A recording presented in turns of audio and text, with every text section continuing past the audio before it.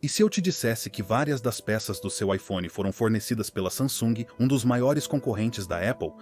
Pode surpreender, mas as duas empresas se beneficiam dessa relação pelo modo como cada uma faz negócios. A Apple começou como uma varejista de produtos, não como uma fabricante. Apesar de operarem as linhas de montagem dos primeiros Macintosh, a Apple nunca fabricou seus próprios chips de memória, processadores ou displays. Em vez disso, eles enviaram designs para fabricantes terceirizados, aproveitando sua expertise na infraestrutura de montagem existente. Empresas como a Apple são chamadas de fabless.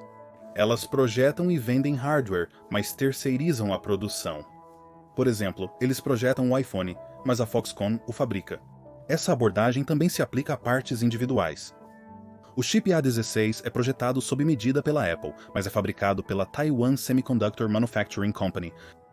E por anos, a Samsung atuou como fabricante, fornecendo baterias de íon de lítio, semicondutores, sensores de imagem, módulos de câmera e displays para empresas como Apple, Sony e Nokia.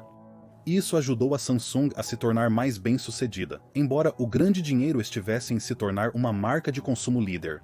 No final dos anos 90, a Samsung criou uma nova estratégia para competir diretamente com a Apple, Sony e Nokia, desenvolvendo seus próprios celulares premium. Foi quando as coisas ficaram um pouco estranhas.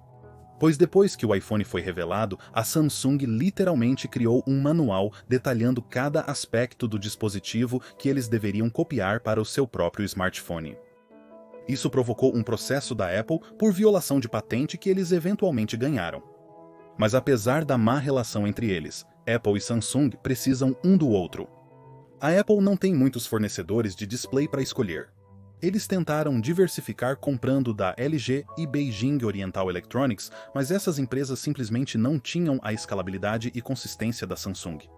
É por isso que, até hoje, mais de 70% dos painéis de display usados nos modelos do iPhone 14 são da Samsung. Se você está se perguntando por que a Samsung não corta o fornecimento de componentes para a Apple, é porque a Apple é o maior cliente deles. Portanto, impedir que eles comprem suas peças não significa apenas significativamente menos receita, mas também significa que a Samsung não se beneficiará das economias de escala.